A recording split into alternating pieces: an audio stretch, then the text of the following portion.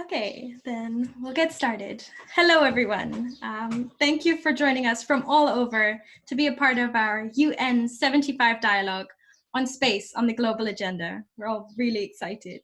So my name is Chiara Monter, and it is my pleasure to be your moderator today during this dialogue. I am part of a team of 4 students from Windesheim University in the Netherlands, and I'd like to really shortly give you a bit of an introduction of how this project came to be. So for this semester, we were tasked with creating value in a certain field. And we were brainstorming on what field this could be. We kind of came up with space and outer space, as it was quite a passion for us, as well as education. But we didn't really know how to combine them yet. And then we talked to our lecturer and coach, Maria Garcia Alvarez, who has already started working on a possible SDG18 of life in space. We thought it sounded really interesting and also really necessary to connect more, and since space is also part of the system that we're in. So we started working on this project, we started reaching out, and we got such positive responses that it was really fantastic. And we got to a point where we're here today with amazing panelists and a huge audience to join us in delving deeper into the subject. So today we are here with the help of Spacewatch, which we're very grateful for, as they are our official media partner and have helped us to organize all the tech support. So a huge thanks to Spacewatch. And if you don't know them yet, I would highly advise you to check out their website, as they have many interesting webinars and articles all around the subject of outer space.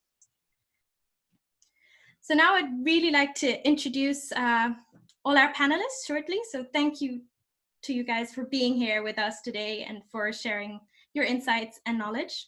So here with us today, we have Michelle L.D. Hanlon, Tomasz Rosinski, Romana Koffler, Agnieszka Lukaszczyk, Adam Rogers, and Pedro Russo. So a full bio of each of these panelists can be found on our website, sdgspace.org, as well. And also with us today is Omar Hernandez. He is the Public Information Officer at the United Nations Academic Impact Office, and we are incredibly grateful that he's here with us today to give a short introduction on the concept of the UN75 dialogues, as well as their possible outcome. So the floor is yours, Omar. Well, thank you very much indeed, Chiara, and good morning from New York. Actually, I live a block and a half from the United Nations, and I'm very pleased to be here today with all of you. On behalf of the United Nations Academic Impact, the Department of Global Communications, and the United Nations Secretariat, we are very grateful that universities and university students are taking the lead in the organization of this webinar. So I congratulate you and commend you for taking the time to organize this and to have such a great bunch of panelists, experts in their known fields. So regarding the UN75, and this dialogue is being organized and is being conducted within the framework of the celebration of the 75th anniversary of the United Nations organizations, which was founded in 1945. The United Nations Charter was signed in 26 June of that year, and it entered into force on 24th of October of the same year. So we are celebrating 75 years of an organization that begins its charter with the term "we the peoples." And that means that the United Nations, although it is composed by member states, and those member states are represented by governments, in reality, the United Nations represents and should represent the aspirations, I would say, interests and goals, not only of member states, but of the population, of all individuals, of all citizens. And that reminds us that although we are citizens of our own countries, we are also global citizens, because we have global concerns, we have global challenges, we have global problems. And the fact that I believe most of us, if not all of us, we are sitting right now in front of a laptop in our house, it means that we are facing currently, as we speak, a global challenge that demands a global solution. So this is just the perfect example, the perfect situation that demonstrates very clearly how important multilateral cooperation is and how important multilateral diplomacy is, not only for member states, but also for all of us. Now, in terms of UN75, the United Nations have decided that this should not be a celebration of the organization as such. It's a reminder of the critical relevance of the United Nations, but also we at the United Nations, we want to hear from you. Hence this idea of the UN75 dialogues. We want to hear what people think about the United Nations, and more importantly, what people think about the UN agenda, not only focus on the 2030 Agenda for Sustainable Development, but about all the wide range of issues that are currently being discussed and are going to be discussed in the forthcoming weeks, months, and year in the United Nations. So we want to hear from you. So the idea of these UN75 dialogues is that students, researchers, scholars, and the public, the general public can discuss freely and openly issues that are of interest for everybody. And I believe when I saw this concept note and this concept paper about SDG18, I was really surprised because actually my work here at the United Nations is mostly based on how universities and colleges liaise with the United Nations more contemporarily within the terms of the 2030 agenda and the actual advancements of the SDGs. Because as you know, and for those of you who don't know, universities are considered by the United Nations, by the resolution of the General Assembly that adopted the 2030 agenda, they're considered valuable stakeholders. So universities are not there just to provide a theoretical framework about the SDGs. They are there, and that also includes students. They are there to help in the actual implementation of the SDGs. So when I saw this SDG 18, I was really surprised and I was really amazed. And I'm really looking forward to hear the discussion about it. Of course, when we see space technology, and I'm sure my fellow panelists will for sure, they know more about that than me, but when we see space technology and how space technology has created so much opportunities for the advancements of weather forecasting, to help with, to fight poverty, to help with the crops, to help with even to make a monitor system about what's being sent to space and the peaceful use of outer space. So I believe space technology is wonderful, it's marvelous. Of course, it's not available to everybody, but the benefits of space technology should and must be available to everybody. So I'm really looking forward for the discussion of this SDG 18 within the framework of these UN75 dialogues. We want to hear about from you what the UN has done, what the UN is doing right now, and how do you see the world in the next 75 years. So thank you very much indeed for the organizers of this webinar for the invitation, and I'm really looking forward for the discussion. Thank you very much. Thank you so much, Omar, both for this beautiful introduction and also for the opportunity that we're here and that you're here with us to listen into our dialogue, which is incredible. I would now like to move on to briefly introducing each of the panelists and what they do, and ask them to give an opening statement by answering the question, why is it relevant and important for us as humanity to work on protecting outer space? So I'd like to start off by asking this question to Michelle L.D. Hanlon. She is the co-founder of For All Mankind, recognized by the UN as a permanent observer at the United Nations Committee for Peaceful Uses of Outer Space. She's also a space lawyer. So Michelle, what is your answer to this question? Thanks. Sorry, I wasn't ready to go first, so I just took me a minute to unmute. Well, again, thank you for having me here. I'm delighted. I'm a space lawyer, like you said. I co-founded For All Mankind, and I'm a professor at the University of Mississippi School of Law, and I'm the editor-in-chief of the Journal of Space Law, which is the very first journal in the entire world that was created and dedicated solely to space law.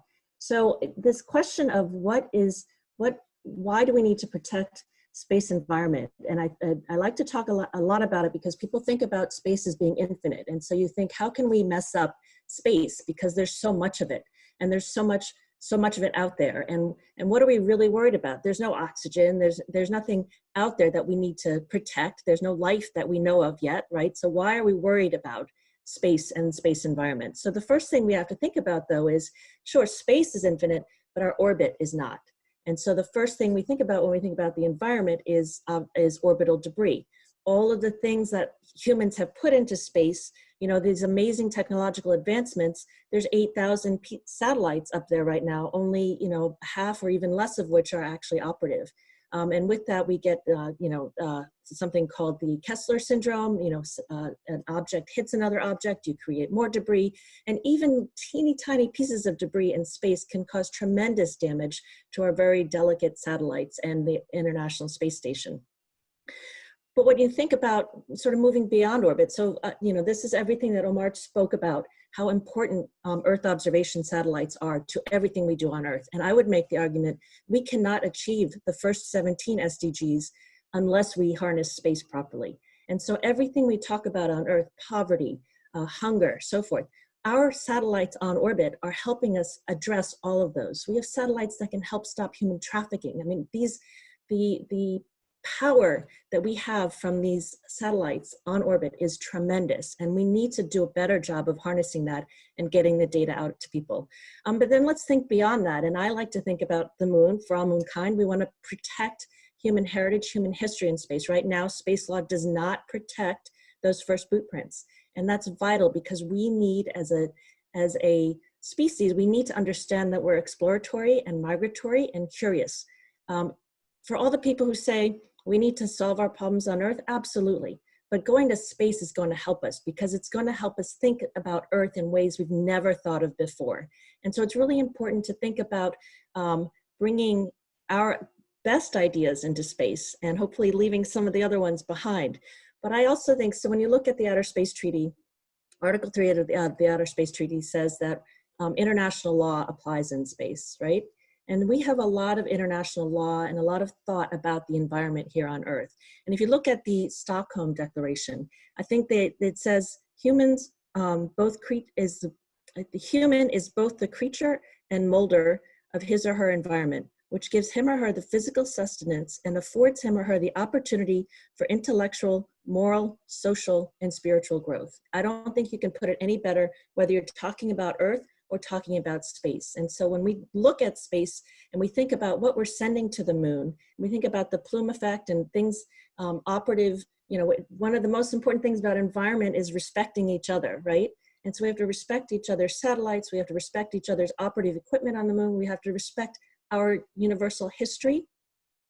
And we really need to think about what we are going to, as humans, bring with us to the moon. And so one of the things I want to pose to the audience is to think about is there are a lot of companies that are saying, oh, you know, send us your hair or your degree or your cat's ashes and we'll put them on the moon. You know, is that something we should be doing? I don't know. I think we have to think about the moon as an environment, not as an object in which we can put our stuff. So I don't know, sorry. Thank you very much. Thank you so much, Michelle, for that insight, and also for posing this question of humans in space and human heritage in space as well. I'd like to move on now with Tomasz Rozenski, who is the Resident Research Fellow at the European Space Policy Institute and also the Chairman of the Slovak Space Policy Association. What is your answer to the question of why it is so important to work on protecting outer space? Thank you for giving me the floor, Chiara, and thanks for having me at this important event. It is my pleasure, and it's my pleasure to represent here the European Space Policy Institute, which is an independent research think tank focused on space policies, based in Vienna, Austria. I invite everybody in the audience, no matter what is the particular interest of you in the space sector. We have probably issued some report, a brief, or another publication on it, so feel free to visit our website and follow our work on our website and our social media.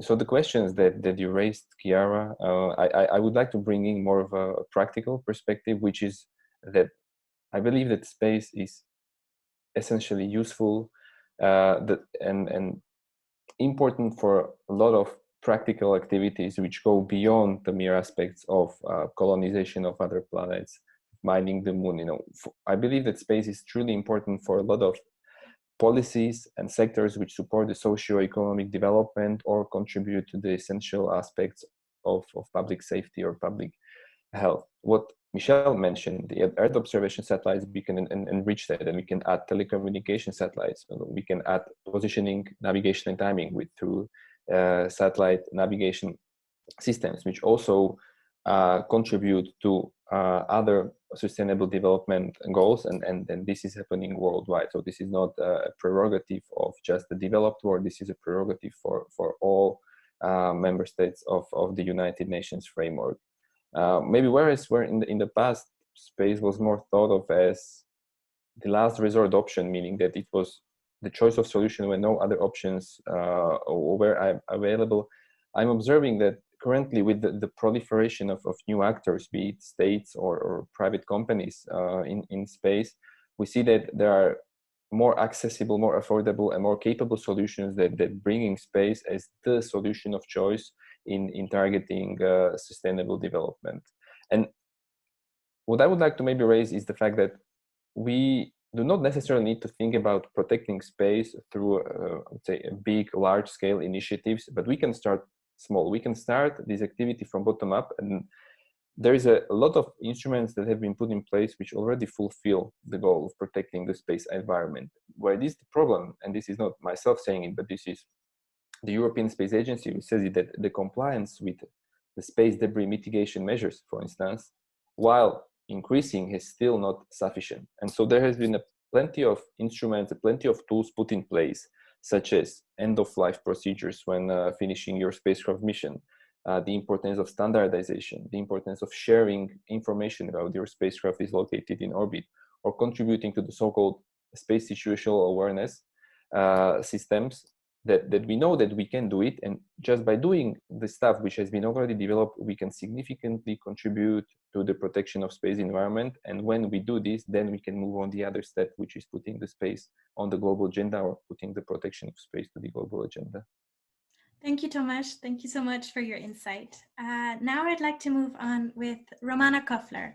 Romana is the Program Management Officer at UNOSA, the United Nations Office for Outer Space Affairs. So Romana, the floor is yours. Thank you very much, Chiara, and hello to everyone. I'm really glad to be here, to be able to greet you all on behalf of the United Nations Office for Outer Space Affairs. This is a great opportunity as part of the UN75 dialogue to bring space into the spotlight. As we all know, space is a game changer. Research shows that around 40% of the SDG targets benefit from the use of geolocation and Earth observation. Space activities and their diversification, as well as the growth in space actors has been tremendous. If we only look back, for example, in the 1960s or to the launch of the first human-made satellite, Sputnik 1 in 1957, we had 2 space powers, we had 2 satellites. Now we have almost 70 space agencies. We have the Committee on the Peaceful Uses of Outer Space Affairs that our office serves as the secretariat to, which is one of the fastest growing UN entities, UN committees. It has now 95 member states, which is like 20% increase in over a couple of years. And that shows the inclination of member states towards really working together to preserve space, to tackle together the emerging space issues. So we all know the global value of space economy has increased tremendously. It now stands at around $450 billion. Commercial sector represents for around 80% of the industry value. We're moving towards new challenges, new emerging challenges. We have over 2,000 satellites active in orbit. Our Office for Outer Space Affairs keeps a register of objects launched into outer space, which is basically the only treaty-based transparency and confidence-building mechanism that serves for sharing information, and it's publicly available on our website. So, you know, we have new challenges to security, safety, and sustainability. As my previous speakers mentioned, we're venturing into space exploration. There are plans to go back to the moon and then further into deep space to Mars. And this opens up a lot of questions on planetary protection. We face threats from, for example, asteroids. So we're dealing with planetary defense issues. We are looking into new space actors. So there's growing congestion of Earth orbits. So a lot of challenges that are before us, before member states, before the actors that are trying to venture into outer space. And I'd like to just bring to your attention that the work of our Office for Outer Space Affairs, and a quote by our director, Simonetta Di Pippo, she says, so as part of the organization-wide quest for a better future worldwide, at UNOSA we strive to bring more countries to the space community by delivering the benefits of space and access to space to all UN member states. And access to space for all is one of our very important initiatives that allows especially emerging space nations through our partnerships that we built with space powers and other space nations to launch satellites. Guatemala was just the second country now that launched through us their satellite from International Space Station through our cooperation with JAXA, Japanese Space Agency. So there's a lot of amazing opportunities, but also a lot of challenges, and with the view to protecting the space. And I'd be glad to address any questions you may have in that regard. Thank you. Thank you very much, Romana, for that insightful introduction. I would like to then move on to Agnieszka Lukaszczyk, the Senior Director for European Affairs at Planet. Agnieszka, why do you think it is relevant and important for us to work on protecting outer space? Hello, thank you. Thank you for the invitation. I mean, for me, the answer to this question is quite simple. It's simple because we very much depend on satellite technology in everyday life, and most people don't even realize it. So, you know, when you talk to general public, you talk about space, they will immediately think again about moon, Mars, astronauts, and these sort of things.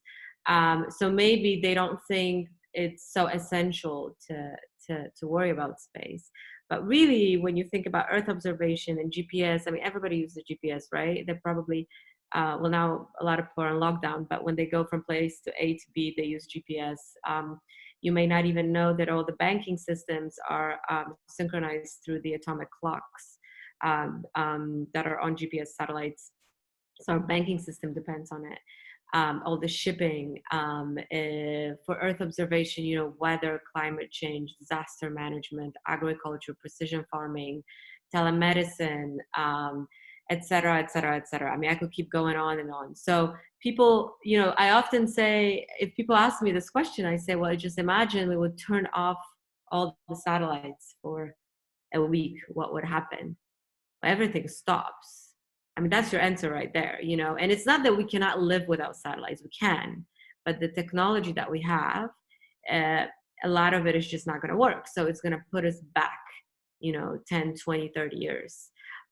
Even, you know, telecoms, satellite TV, but even calling, when you make a phone call to, if you sit in Europe and you're calling US from that tower that is next to you, then that signal goes to the satellite and then it goes to another tower in, I don't know, New York City, wherever you're calling, and connecting to whoever you're talking to. So it is a tool that we're using every day, right? So if we want to continue using that tool, and I think we do, because we're depending more and more on it, we have to protect the environment where this tool is operating. I mean, it's very simple. So I don't think if people understand actually the value of satellite technology and space technology, they will immediately understand how important it is to protect it. As Michelle said earlier, you know, space is unlimited, but our orbits aren't. And more and more satellites are being sent and launched. You know, I work for a mega constellation company, for a company that has the largest constellation of satellites in the world right now. And it's a matter of time, you know, that there's going to be a lot more satellites. You hear about Starlink and Elon Musk wants to do in Amazon, et cetera. And all these satellites are going to be there and they're going to pollute. And so we have to have some sort of norms in place. We have to have some sort of rules of the road to make sure that we are operating in such a way that we're not harming each other and we are protecting our hardware that we have up there. Just imagine, you know, like now having all the cars and traffics that we have and not having any traffic rules, right? I mean, there'll be accident after accident after accident. So it's just, this is the same analogy in space. I mean, we're not there yet. It's not as congested yet, but it's a matter of time. So if we want to, you know, take advantage of this technology, we simply need to protect that environment. Simple as that. Thank you. Thank you, Agnieszka. I'd like to now move on to Adam Rogers. And Adam Rogers is the Strategic Communications Advisor with the United Nations. So Adam, why do you think it is important for us to protect space? Well, I might approach this a little bit differently and not to rain on everybody's parade, but although I'm very excited about space, I mean, in my fantasy world, my favorite shows and books are always about space exploration. my most recent one I'm thinking of now, listening to people talk, was Expanse. I don't know if anybody's watched Expanse. It's where humans have gone out and colonized our solar system. And up until season 3 now, I think we haven't yet encountered, well, we just started encountering extraterrestrial life, but just talking about space exploration, what excited me most about that in that series is that the UN had taken over the Earth, in a sense. I mean, and that was, okay, that all the nations have gotten kind of together, and that finally we were able to coordinate policies and environmental governance and rules, regulations, et cetera, hopefully in line with the SDGs, one would think, on Earth, but that there's colonies on Mars and there are colonies on what are called the belt asteroids around Saturn. And that was kind of the first step onto, and on the moon. The moon was kind of a launching pad where we fly there and then we can launch off to Mars. And that's all in the fantasy world. But I would like to, I'm in that show, what disappointed me the most was that there was also extreme poverty, there was human exploitation of different human subgroups. While the humans on Earth had kind of coalesced around one idea, we're from Earth, which is kind of what we need to move forward with the SDGs. We had moved into an us versus them paradigm with the humans who had migrated off to Mars and the asteroid belts, and we're in the midst of kind of a war.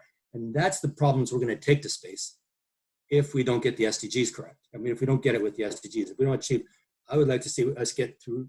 I mean, there's no stopping technological advance, but I think we're not ready for space. I think when we get it right with the first 17 SDGs, we'll be much better prepared for space, in the sense that we'll be making the correct decisions, that there will be much more brain power. I mean, right now we're holding back more than half of humanity, women in many societies, people born into poor communities without the chances to explore their potential.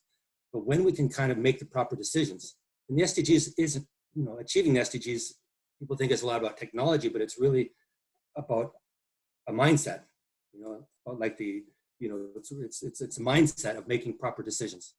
And when we have a world that is formed and informed by the SDGs, where there is balance, and these are inner issues, right? This is inner space, taking care of inner space in which we can make the proper decisions to take care of our environment in the Earth space, right? Before we go out into outer space, I think. And it might happen naturally, because when we can achieve that, and when you have 7 or 8, 9 billion people by then, all with access to education, all with access to the opportunities to explore their intellectual potential, we'll be inventing all kinds of new technology to get into space. I mean, because then, and we're coordinating and collaborating with research rather than competing with research. Where researchers in China are collaborating with researchers in Brazil and collaborating in Sri Lanka and Cambodia and the United States, when we have these networks and technology in place to be able to collaborate, that'll come through the SDGs, because the SDGs are about eliminating all poverty, eliminating all hunger, achieving environmental balance. It's a mindset thing as well as policies. When we get to the policies, and so that's what I would like to see, is us to get right here before taking our shortcomings into space, and because it's this attitude that space is infinite. And I'm not talking, the satellites are a great thing, but the satellites, and we're thinking that the space is infinite, and we end up with this satellite garbage. We need to be able to, the satellites are definitely needed to coordinate a lot of the communication and what's needed to achieve the SDGs on the ground. But this attitude that space is infinite is the same sort of attitude that got us into trouble with the oceans. We used to think the oceans are infinite. Let's dump all our sewage in there, and plastics and garbage. We'll take ships out with stuff we can't find a place for and dump it in the ocean. When we need to correct that attitude before going into space. Because space, although it looks infinite, it's not. Once we get to a place, I think by then I think the SDGs are really about, they're a framework for preparing us for space in a sense, but achieving a human potential, exploring our human potential. That it's, beyond imagination, we've achieved a lot in the last 50 years since the Industrial Revolution. But think where we'll go once the SDGs become a reality on Earth, what we'll be able to achieve as human beings and human potential with our incredible intellects. Thank you very much, Adam. And thank you for also bringing a different perspective and a different viewpoint to the table for this discussion. Now, last but certainly not least, we have Pedro Russo. Pedro is Assistant Professor for Astronomy and Society at Leiden Observatory and is also the coordinator for the Astronomy and Society Group. So Pedro, why do you think it is important to protect outer space? Thank you, Chiara. And I hope that I will add a few more views. I think we had very interesting views from all the panelists, and I really enjoy Adam's perspective because I think it's very much aligned with what I would like to share with all of you. And I would like to go maybe even beyond the question, why is it important? I think it's not only important, I think it's really our duty. It's a must, right? We need to protect outer space. For now, outer space belongs to humanity. It belongs to all of us, and we need to protect it. Someone already mentioned today the Outer Space Treaty, that we cannot forget that it was one of the treaties signed by more than 100 countries, which states that really the exploration of outer space should be carried for the benefit and interest of all humanity. It's for all of us that we really need to be beneficial, this space exploration. And I'm afraid that more than 50 years after this treaty, the benefits of space explorations are still only accessible to a selected number of countries and individuals. Both the technology, the data, and most important, the knowledge is only available to very few individuals, even in developed countries, but even less in developing countries. Some countries don't have access to this technology, data, knowledge that we have been producing in the last 50 years. So it's our responsibility to find ways to bring it. I think it's almost essential that we also need to cooperate across the countries. And this comes together with what Adam was saying. How can we really come together and think about space exploration, something that we do as humanity, as something that it's shared vision by humanity as a whole? One perspective that I keep seeing is this perspective that we look at space as a resource, as almost the same way, and the language is very similar to the same way that we look at Earth as this endless resource repository, like oceans that already mentioned today. And in the last weeks, there were some worrisome developments. I think this fast-track commercialization, industrialization of space, like the program Artemis by NASA, is worrisome. And we need to find new frameworks. We need to look at the space exploration from a different perspective. At the moment, the frameworks that I see from science, from space law or even space policy, they look really at space exploration, almost like what are the framework for the legal aspects, the technological aspects, the economical benefits of it. But it feels that it's missing the ethical dimension, the natural dimension, or even the cultural perspectives.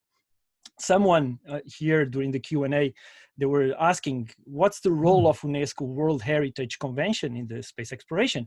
And I think UNESCO, as a UN body, provides interesting perspectives that we could bring to the discussion, not necessarily to copy and paste, but we could include them in the discussion. The biosphere and geoparks frameworks of how do we see these pieces of land or ocean or even atmosphere of our planet? Can we think about what did we learn there, and we can apply on with the space exploration? And even the World Heritage Convention, I think, could provide some interesting legal, ethical, cultural frameworks for this discussion. And I think it's important that we look at those three perspectives. Also, just to connect with the SDGs, because I think it's important, since we are at United Nations 75 dialogue event. I think this SDG18 on partnership for goals is almost an essential one if we want to really have SDG18. I think we need to look at the North-South collaborations. We really see the North as one of the regions where we have a lot of space technology, space knowledge, space data, but we really need to reinforce our cooperation with the North-South, South-South collaboration, and access to science, technology, innovation, but also the cultural aspect of space exploration. We really need to look at these new collaborations, and not just the typical axis: China, Russia, Europe, United States. I think we have other countries that we really need to bring to the table. And just to finish, I'd like to say that this is, of course, not a statement against space exploration. As an astronomer, it's almost essential for me that we keep exploring the space. I think it's more a statement about ethical and sustainable space exploration. And I feel that these dimensions are still missing from the discussion. So I'm glad that I had the opportunity to bring them today. Thank you. Thank you very much, Pedro, for also bringing in this point of ethical and cultural dimensions.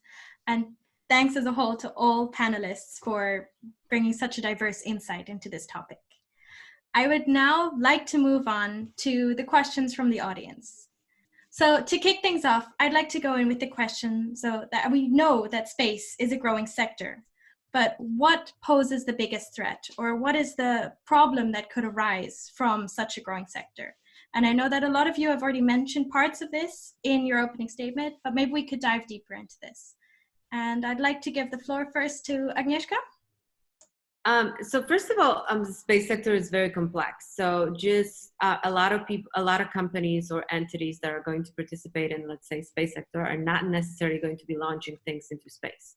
So if we're just talking about a kind of growth of the sector, you can think about manufacturing and building things and analytics, etc. So let's not assume that everybody who goes into that sort of business is going to be launching things into space. But if that happens, then you need a lot of money. And so this is the first obstacle. You need either very good, solid government funding, or you need some very good, solid venture capital to do that. So, so that is also a kind of a first pre-selection. A lot of just won't get enough money to actually build a proper business and launch satellites into orbit. So that is a first challenge. Let's assume you have gone that far and you are going to be launching, then that's when things get a little bit more complicated. We want to make sure that all the new actors are responsible space actors, that they abide by a certain rule or certain set of rules, the best practices and norms that are really not there yet. There are some, but they're not really binding, or there have been a lot of initiatives, but a lot of them have failed because it's very difficult for the entire world to agree on something together. But hopefully more and more companies are now also, they understand that in order to protect their own assets and in their best interest to behave responsibly, because otherwise they're just also going to lose a lot of money if they lose satellites in space. So, so that's, I don't think we are in a place yet where the market is oversaturated. I think that there is a lot of things that still can be done, but indeed the orbits are getting very, very crowded. And the companies have to have, or the entities that are launching satellites, they have to have plans about how they communicate with other operators, how they're going to decommission their satellites at the end of their lifespan. And those are the questions that are being discussed now on the international level. So yeah, I think that's it for me. Thank you very much. Michelle, what is your take on this? Do you have something to add on to Agnieszka's points, or do you see another threat that is on the rise? I see, yeah, I think one of the biggest threats is the fact that we don't have a legal framework. And a lot of people have talked about that and about how, you know, we need to go into space with these concepts of how are we going to protect space, which is something the Outer Space Treaty doesn't really talk about. We have this concept of due regard, which sort of touches the idea that we should pay attention to each other and to each other's objects. But I think fundamentally the biggest issue right now facing us is the sovereign paradigm. And this is why, you know, people talk about UNESCO, but UNESCO, the World Heritage Convention, doesn't work in space, because in order to nominate a site that you think is has cultural heritage, it has to be within your territory. Sovereigns cannot own territory in space. So the UNESCO model, the World Heritage model, immediately dies on that. Yes, there's some great ideas in there. You know, I pulled from the Stockholm Declaration. For All Mankind pulls from the preambles of the World Heritage Convention all the time. But fundamentally, under the Outer Space Treaty, anything that happens in space is a sovereign act. And that is just a paradigm we have to get away from, because there are private entities going into space. And so when you have a tourist in space, every time if something happens to the tourist, it becomes a diplomatic incident and not just a tort. You know, we have to really sort of move away from every actor in space is a sovereign. And that's what the Outer Space Treaty gave us, principles and guidelines for sovereign actors. We don't have principles and guidelines for private actors. We have a lot of countries like the United States that are creating regulations and licenses, but we have a lot of countries who aren't doing that. And so really fundamentally, this is one of the best things that I think UNOOSA is doing, and I applaud this effort to get more and more countries to sign the Outer Space Treaty and to join the COPUOS, because this is about capacity building. We want to bring developing countries into space with us, but they need to have the capacity built. And I think USA has done an amazing job of doing that. Romana spoke about the launch from Guatemala. You know, this is the kind of thing that we need to keep working on. And I saw a question pop up about data sharing. Every nation in the world benefits from space right now, even if they're not the ones launching the satellite. You know, every single nation benefits. And so every single nation has a responsibility to that environment. And you can't say, oh, we're not getting the benefit of space, because you are. Yes, developing nations can do a much better job of spreading that benefit. But that's what we need to focus on with respect to the SDGs and with respect to developing nations as well. So fundamentally, moving away from a sovereign paradigm and creating a stronger framework for that exploration. Okay, thank you very much, Michelle. Those are now two very good points that are mentioned, looking at the sovereign paradigm, but also looking at the investments that need to be made, as well as the crowded orbits where more companies might be entering. Tomasz, do you have any other great threat that you would like to mention? Yeah, sure. So I noted 3 points that I want to raise. The first one would be that we should know the environment, we should know the business that we're speaking about. The fact is that we tend to speak about space as being an immensely vast domain, which is true. But the most of the human activity which takes part in outer space usually, from a majority perspective, takes part in a range up to 2,000 kilometers in altitude in the so-called low Earth orbit region. And then there is a geostationary belt suited for telecommunication satellites or meteorology satellites at a 36,000 kilometers altitude above the equator. But in other orbits, we do not have that much of an activity. I believe, and this has been already recognized, that first and foremost, the aspect of the notion of protection should apply and is applying to these two domains. And to give you an example, GPS satellites, which orbit a quite unused a region of 20,000 kilometers, do not experience so much of a debris threats comparable to, for instance, planet satellites. Maybe Agnieszka can confirm that, which operate in the low Earth orbit region, or Earth observation satellites operating in around 700 kilometer orbit region. So we should know that when we speak about the protection of space, first and foremost, let's speak about those regions and assets in those regions which are most endangered. The second challenge which I would like to raise, and this is not applicable purely to the space sector, is finding the appropriate balance between a stringent regulation contributing to safety and supporting business and growth. Because if we put too much of a stringent regulation on countries, either through international law or through national regulations, we can harm the business development, because the operators and builders of satellites would have too much pressure in the authorization and licensing processes that they would not be able to do space activity, which, as we said, is supporting a lot of socio-economic development. On the other hand, if we allow them to do anything freely, there is not yet the sense of the communitarian responsibility that we can do anything how we want, yet this would have negative consequences. And the third challenge that I see is the UN framework itself. So if we speak about international solutions, I guess right now it is the United Nations framework, which is the international platform to discuss this. And there has been a lot of positive achievement. Last year, in 2019, the UN Committee for Peaceful Use in Outer Space adopted the long-term sustainability guidelines, which was a very important step. But still, in the United Nations, you have 193 member states. There are around 100 member states in the Committee for Peaceful Use of Outer Space, and more than 100 parties to the Outer Space Treaty. Romana can maybe correct me if I'm wrong on this. But it's still a lot. It's a high amount of states, and they do not share the same assessment. And when I speak of different countries, some may think of space as being the fascinating domain, which is good to do science, which is interesting to speak about philosophical questions. Other countries, maybe this is the example of the European Space Program, really do enhance the practical utility of space and the usefulness of utilization of space systems in support of socio-economic development. And then you might have some countries which have strategic interest in space.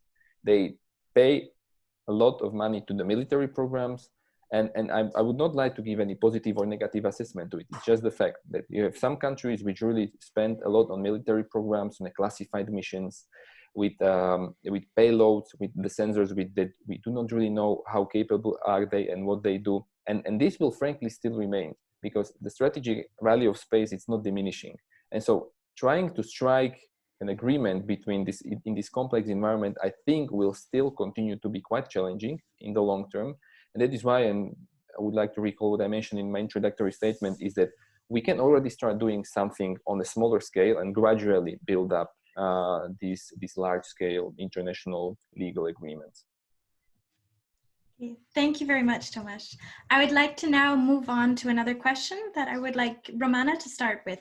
So this question was the most upvoted question in our Q&A section right now.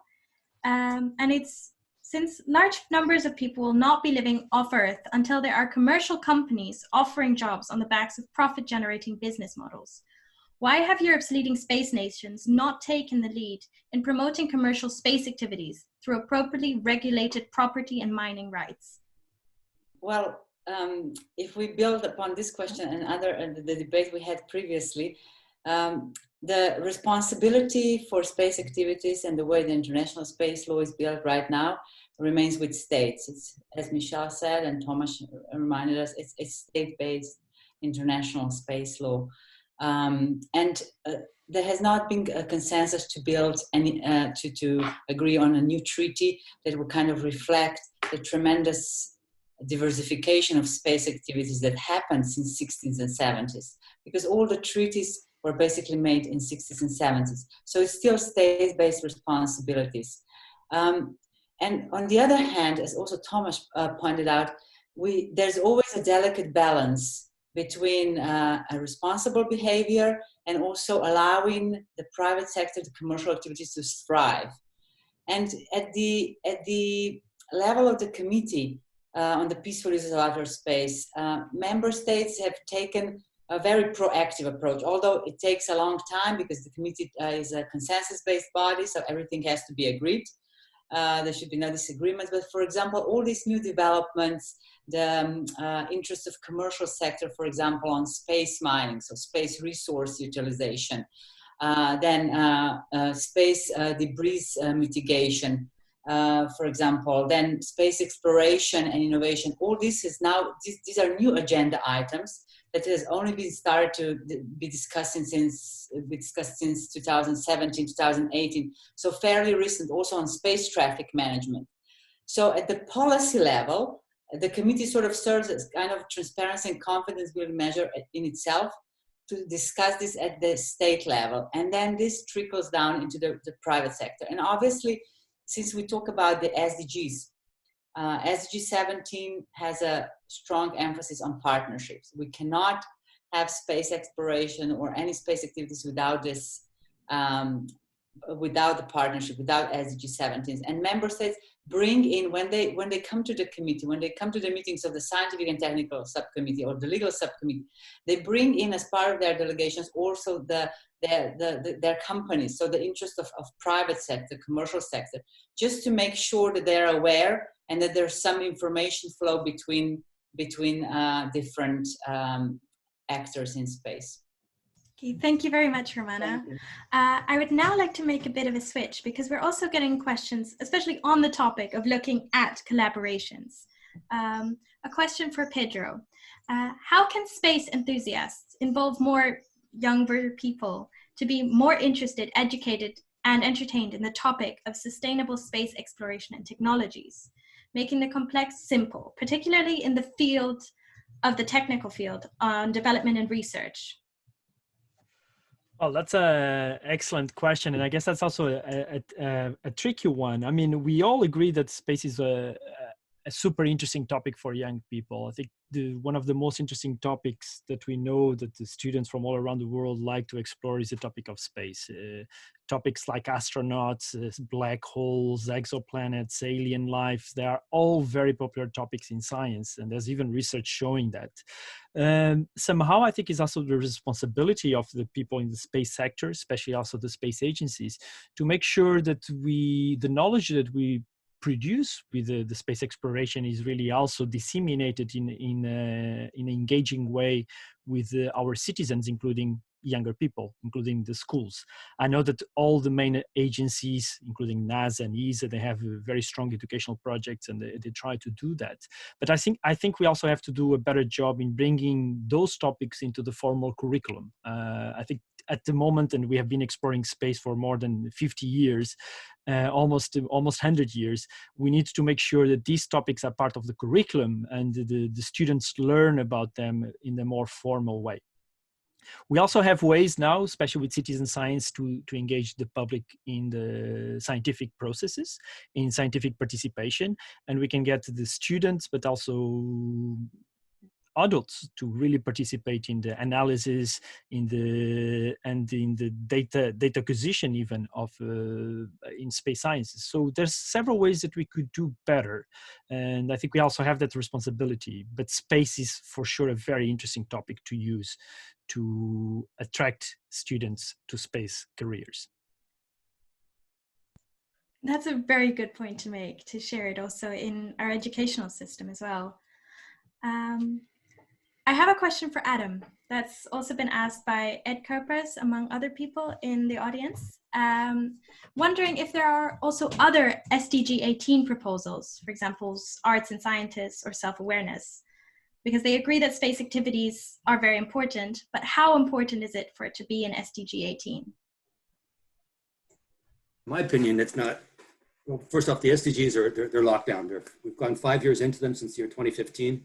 The Secretary General just launched January of this year, it was announced in December, a decade for action, because many of the 169 targets within the 17 SDGs are dragging behind. We're not on target. We don't have enough momentum to get to where we need to be in the year 2030. And so right now we're just having, it's a big enough challenge just dealing with the indicators, the targets, and the 17 goals that are already on the table. I believe that any consideration of this 18th life in space, I think it was Thomas was mentioning that socioeconomic development, so there's military consideration, there's commercial interest. I think where space can be leveraged to support the achievement of the first 17 SDGs, then let's go for it. They won't be incorporated into a new SDG. Post-2030 development framework, like we had the MDGs, then there was the post-2015 discussions. Before the before the MDGs, we had the Agenda 21 that came out of Rio in 1992. We've had the sixth development decade in the 60s, the 70s, the 80s. And so there are these new frameworks, and each one is getting us a little bit closer to realizing, human potential of eradicating all poverty and hunger, allowing all people everywhere to explore their potential. But the 18th, and anyone should be really geared at socioeconomic development here on Earth. So satellites going into space that can improve communication between countries and help us move away from an us versus them paradigm, because we take that into space. It limits us. It limits our ability to really explore and to achieve what needs to be done. But we can go out there with us, not do this sovereign us versus them, and, oh, that's my space, this is my rock, I want to go and take this one out. But let's move together as a human, as humanity after achieving the 17. And in the meantime, discussions around life in space, the 18th SDG is proposed here. Let's see how we can use it to promote socioeconomic development here on Earth and solve the problems that we're facing. Thank you. Thank you very much for that insight, Adam. Would one of the panelists like to comment on this?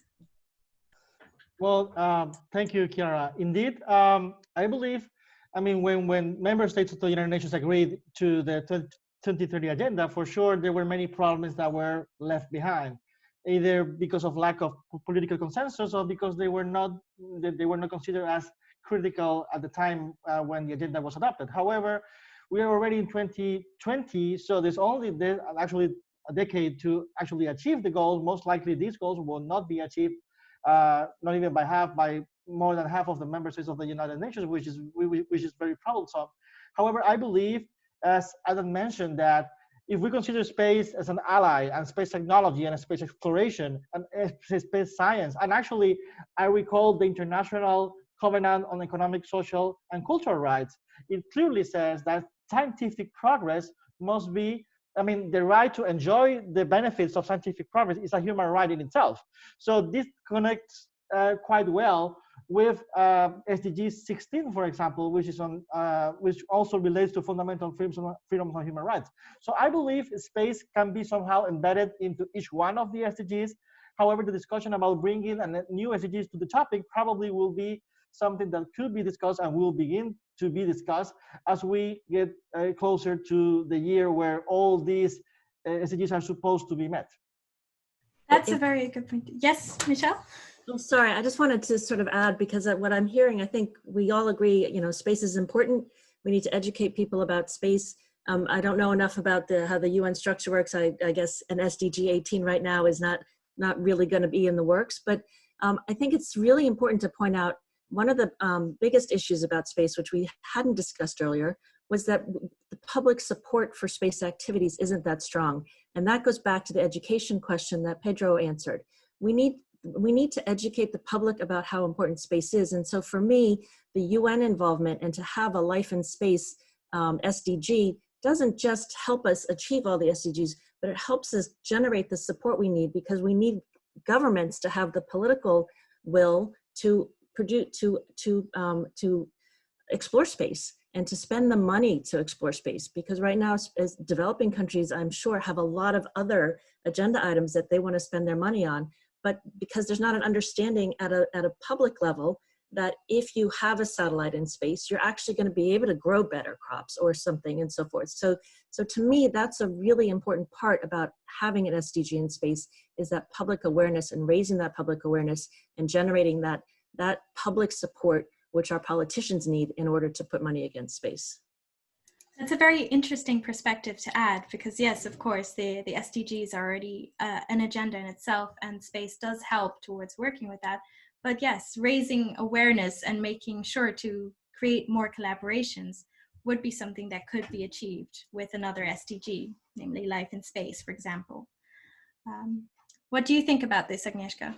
Yeah, I think that's right. I think I would I would probably change a little bit the name of the SDG though, because life in space sounds a little bit sci-fi to me, you know? It's like we're looking for life in space, for, extraterrestrial. It doesn't, I think when you go to general public or politicians, like, you need to grab their attention in like the first 10 seconds. And that's already, okay, yeah, that's exciting, but maybe not in this decade.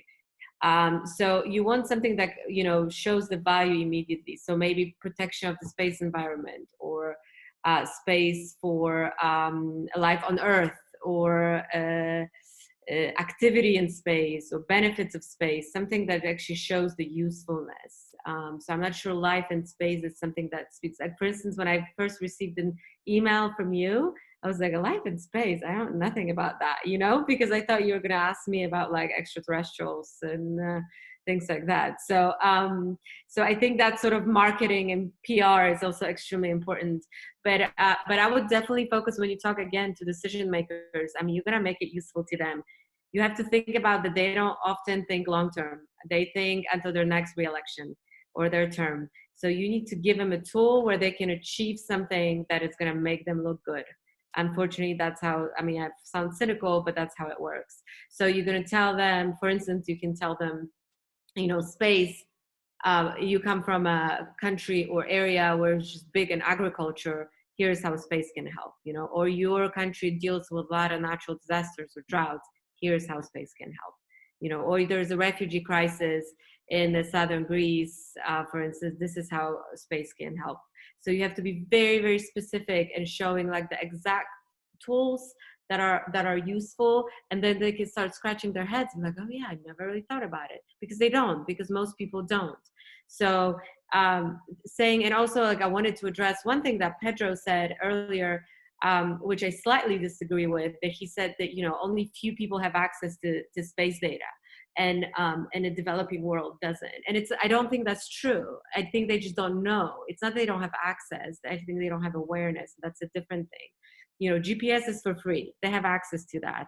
Sentinel data, the Copernicus program, Earth observation data, Landsat data, it's all for free. So there's a lot of data available for free, and a lot of programs that are good for benefiting from space technology that they can access. They just don't know about it. So I think it's the awareness that is a problem, not so much the access to it. Thank you very much. Yes, that's something we also realized while doing this project, is that awareness is really the first issue that needs to be combated. And Romana, you had something to add to this point? Yeah, thanks, Chiara. Yes, I'd also like to make this link between, the 70s SDGs, the new proposed 18th life in space, but also what is already happening to connect space agenda with the sustainable development agenda. For example, in the Committee on the Peaceful Use of Outer Space, we have the working group on Space 2030 agenda. And this also relates to what Michelle said, or Agnieszka, really bringing awareness before the decision makers, how space can help your development at the national level, at the societal level, but also in raising awareness among the public, inspiring young and so forth. So this Space 2030 agenda, it's about to be finalized and submitted to the General Assembly this autumn. Hopefully with this situation we have now, this will still happen. But it addresses the core challenges and opportunities. It addresses basically 4 main topics. First is space economy. So it sort of lists actions that can benefit a nation and society in using space assets. Then it addresses space society. So what are the benefits, using space technology and applications for disaster management, for climate change, for example, global health and so forth. Then it has a segment on space accessibility, where it addresses, how states and companies can benefit from the cooperation in space.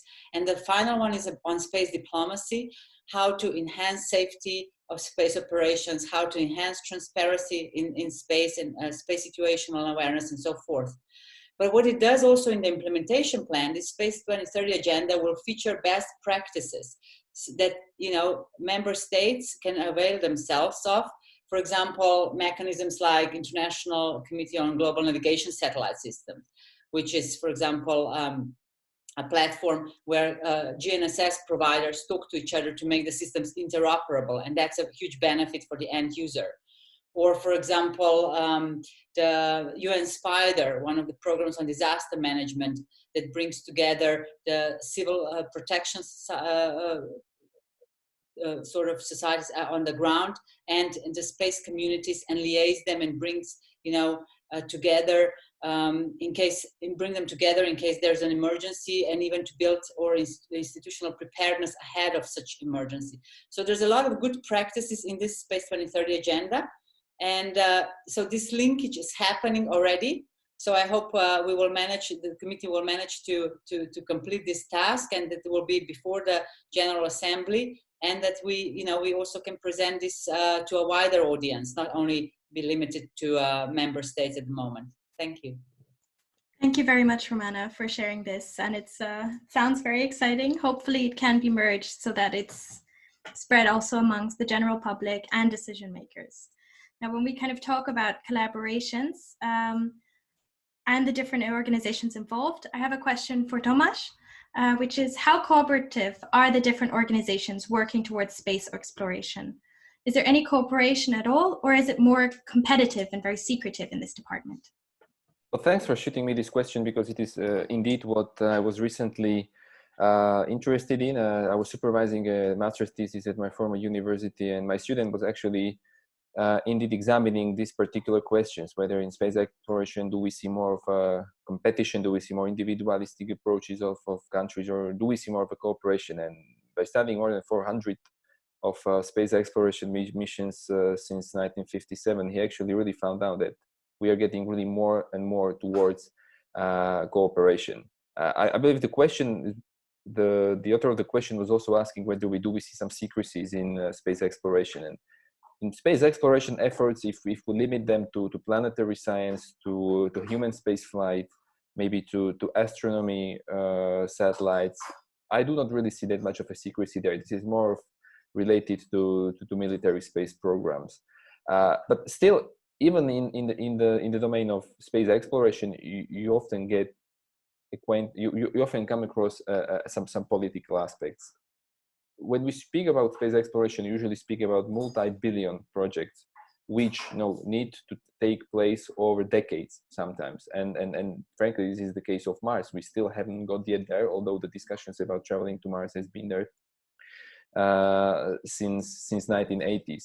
So this is kind of the question of policy and the prioritization, and you often hear policymakers or decision makers speaks about this or that is a priority, but essentially only when you look at the allocation of public money, allocation of funds to certain aspects, only then you can actually see what is actually the priority. And with that, I would maybe like to jump back to what was said previously by fellow panelists, is that with this abundance of freely accessible Earth observation data, with the abundance of free GPS signal, and the fact that capacities on board telecommunication satellites are getting lower and lower in terms of prices, you essentially get from space, you essentially get a tool which is really accessible, because you do not really need right now as a less developed country to invest a lot of these capital investments to actually harness the benefits. You can really use the freely available or accessible data and infrastructures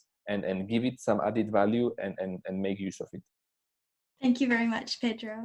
Tomasz, sorry. I have a question for Pedro next, because now we've talked about how space works in helping achieve the 17 already existing SDGs, but how more awareness needs to be created on a public level as well, and how there's also a Space 2030 agenda. So what forms of actions and collaborations might now be needed now it's a big question, on the local, national, and international level to achieve more of this collaboration and spreading more of this awareness?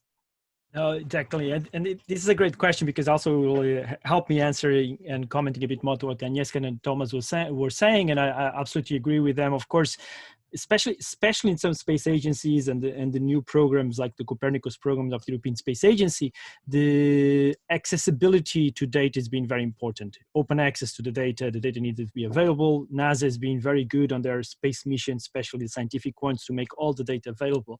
But of course, access to data is different from using the data or knowing how to use the data. So it's not only awareness that the data exists. I think there's also capacity building that is necessary to empower communities within the countries that have this space technology, but also in developing countries, on how to use this data. And this connects very much what Thomas was saying, that we're really now, one of the important points is that how can we build the capacity in developing countries to exploit and use this data to their benefit. So I think that's one of the areas that we should definitely be investing, and the United Nations could play a big role there. And they have been playing with some of the workshops that they organized, but I think we need to scale up to really have that positive impact and really make sure that the exploration of outer space benefits all of us. And also connected with Michelle was saying, I think also together as a whole, we need to demonstrate what's the added value that space exploration brings. And then we can gain the public support that we need to get the support from the policymakers, the governments, to keep investing in space. And we cannot forget that up to now, most of the development has been from the public sector. And in my opinion, we should keep it that way for now, until we have a framework how to do it properly with private partnerships. So I think this cooperation, raising the importance, make sure that we secure the funding, capacity building and education are essential for the future. And our cooperation should look into that. Thank you, Pedro. Now, looking at combining this, I have a question for Adam. What type of role might the United Nations and other international institutions have in facilitating adding something like space on a future global agenda, if not the SDG agenda? We have to come, I guess, a post-SDG agenda, because the SDG agenda itself is pretty locked up and our hands are full just dealing with the 17 goals. But in the future, I think, when finding where space is getting back, and Agnieszka sort of articulated it well, in the sense that the way the logo life in space, I was sort of coming into this, I thought we were really promoting life in space, where, like moving our life out into space and running away from our problems here. I would like to see space could either potentially help us down here on Earth or make it a lot worse. If it's only in terms of making the rich richer by giving them access to mining rights out in space and building up their fortresses even higher, I don't think it'll gain much traction. But or if it gives one country a military advantage over another to be able to come back from space onto Earth and dominate and sort of take over the planet, I'd like to see necessarily one world government, but collaboration of everyone on Earth coming through cooperation and communication rather than one dominating the other. But eventually, it probably one will happen or the other, because as humans, we need to speak as one and work forward as one. But whereas we can find how space, whether they're satellites that are telling us about meteorology or about weather patterns, or helping farmers to plant, or helping us communicate better, or some way brings us together as humanity and help us to level the playing field, achieving the 17 SDGs, eliminating poverty and eliminating hunger, but spending money that could better be spent investing directly in the solutions needed in the SDGs, because there are massive funding gaps that we're looking for solutions for. And then investing more in the space, I think let's deal with the problems on Earth and invest limited budgets into some space technology that has a clear ROI, return on investments, indicators, improving SDG indicators here on Earth. And we can see that link, if we can see, but just putting money into space exploration, hoping to set up a colony on Mars, maybe is not the right time. I think let's achieve the first 17, but we will definitely need it. Moving into it, there'll need to be a framework, a legal framework agreed to on Earth here to avoid getting into trouble out in space. So we need to think carefully about where we're taking it. But there's still 15,000 children under the age of 5 die every 24 hours. It's down from 34,000 every day, which was by the baseline back in 1990. But 15,000 is too many, so let's deal with that first, and then see what we can do in space. That's my opinion. But moving it forward, and that's for the world community of taking it to the United Nations. These are the discussions that will take place. So reaching some kind of consensus like we were able to with the SDGs, I think would be hard, depending on how we approach it in the international body, in the UN, for example. There would have to be clear benefits. So the SDGs bring clear benefits, whereas the 18th would have to show clear synergy and clear supporting lines of investment to the other 17 in order to get accepted in that level. Thank you. Omar, would you like to add something to this point? Yes, indeed. I believe the United Nations first, we need to think about in 2 separate tiers. One is the interests that are raised by member states, because as you all know, the United Nations is an intergovernmental mechanism.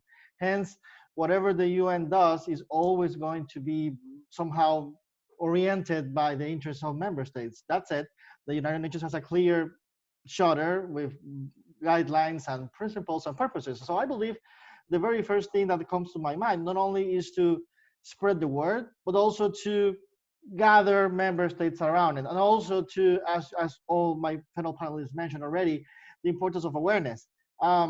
So I believe the critical point of comms and education and outreach in terms of reaching out not only to media and social media, but also to valuable stakeholders, civil society entities, academia, high schools, scientific institutes and organizations. I believe, and actually the United Nations is doing that on various levels, on various topics.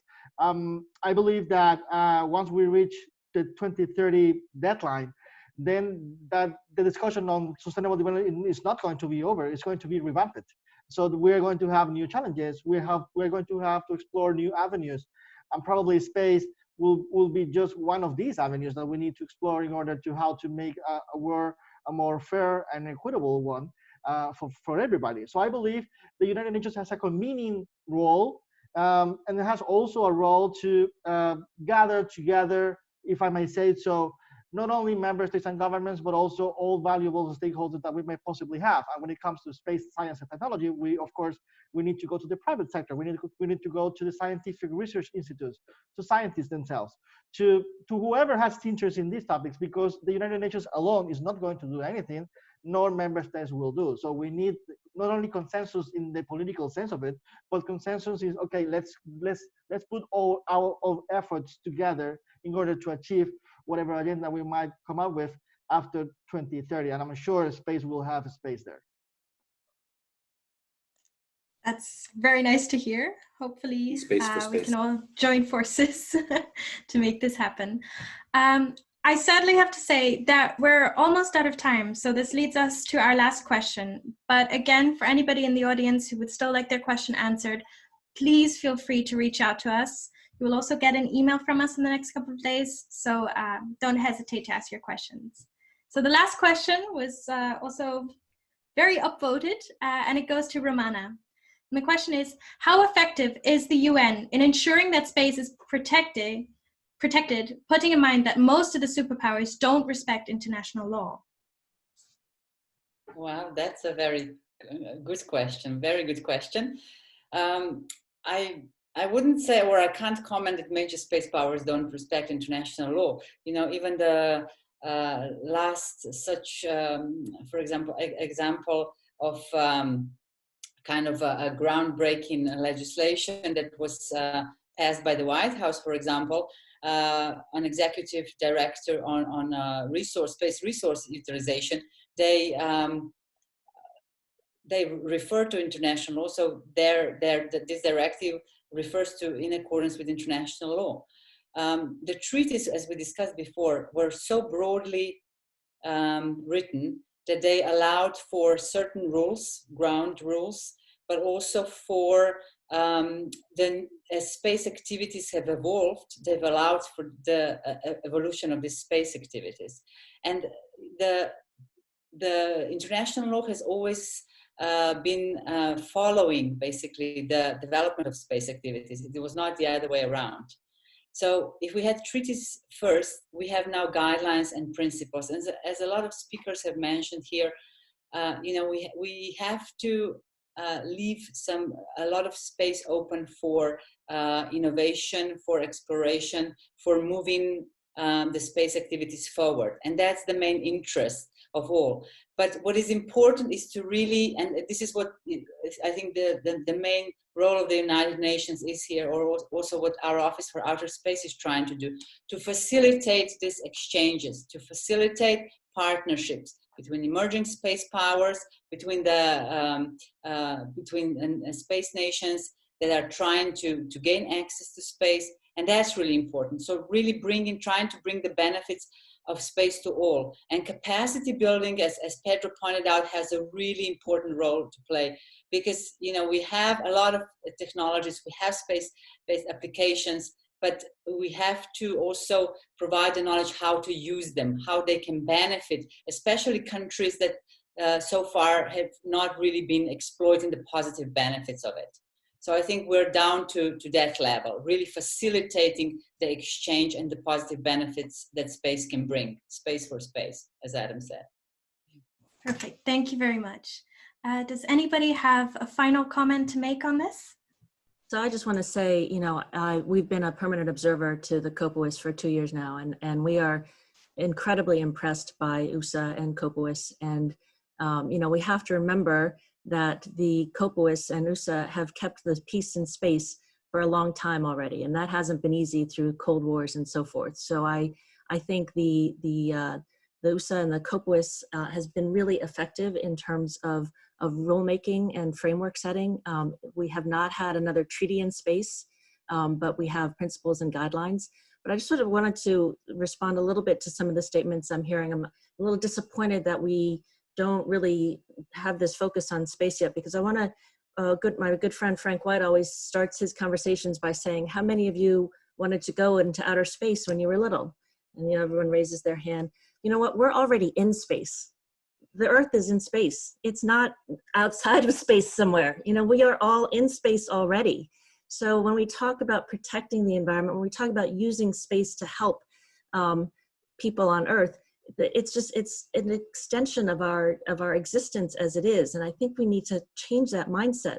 We don't need to go into outer space to explore it. We are in space, and there's no reason why we shouldn't be harnessing it as much as we can. So I know one of the comments earlier was sort of, how do you know, getting out into space and looking back. I think space is what brings peace on Earth. And I think that peace is what we need to achieve this 17 SDGs. And that's why I think space is vital, because yeah, right now everyone's sort of looking at Artemis Accords and worried about the spacefaring nations, but it's space the way, you know, when we look at this pandemic right now, sort of bringing the Earth together, right? We're all on Zoom calls, and We're all in this together. That's honest truth. And hopefully, at least we'll get that out of this pandemic. Thank you. Thank you very much, Michelle. And I just see that Tomasz would like to conclude with a final statement. Yes. Sadly, be the last statement because okay. We've run out of time. Okay, but no pressure. So I would like to conclude the talk with some positive flavor, and that in the last few years, so we speak about protection of space environment, and in the last few years, looking back, I really see plenty of developments at different levels, which really say that countries, and not just countries, but also the private sector, is more and more interested in long-term sustainable use of outer space. And I think that's a good trend. There are plenty of examples to be mentioned, starting with the UN COPIOs, with lots of industry initiatives that speak about best practices, how to operate in space. I myself, I'm a European. I can bring a few European examples, for instance, with the European Space Program, the Copernicus and Galileo programs, which also have this kind of a aspect of responsibility in them. For instance, in Europe, we are currently building a new space surveillance and tracking framework, which is pooling and sharing the various optical telescopes and radars to monitor the environment. Also, others are doing it, but Europe really stepped forward in recent years so that there is more transparency. It's what's going on in outer space, and essentially the concept of transparency and responsibility, I think that's what we should really keep in mind in the next few years. So everybody in the space sector should play its part, and we can already play our part with the tools that have been developed. And I agree with other speakers, and then we can also move on, and we should move to other broader international agreements. Thank you very much, Tomasz. Thank you to all panelists for being here. Sadly, we are out of time, although there are still so many questions to be discussed and so many topics to be delved on further. But I think this was already very insightful. It's nice to see that there are already so many positive things happening, especially through UNOSA and the UN COPUS, that there's a Space 2030 agenda being created, that there's talk, that we're all clear that there needs to be more awareness also on a public scale. So there's a great stepping stone to move on from. Just as a quick update on what's going to happen next after this dialogue. So my team and I will fill out our feedback for the UN, and hopefully this will be discussed in the next General Assembly. So I would love to express a huge thank you to everyone who helped us to get here and to make this thing possible. So thank you to the panelists. Thank you, Agnieszka. Thank you, Pedro. Thank you, Michelle. Thank you, Omar, Adam, Tomasz, Romana. Thank you so much for having this discussion with us. Especially thank you to Omar and the UN Academic Impact Office for this opportunity for us as a group of students to discuss our ideas and to see what can be done. Thank you also to Maria Garcia Alvarez, our lecturer and coach, for this initiative and for coaching us through this process. A huge thank you to Thorsten Kriening and the rest of Spacewatch for supporting us to even have this kind of dialogue. And of course, a huge thank you to the audience for all your questions and for anybody who's helped us along with this. Yes, I hope this has inspired you, and who knows, maybe we'll have another space on the global agenda. Thank you.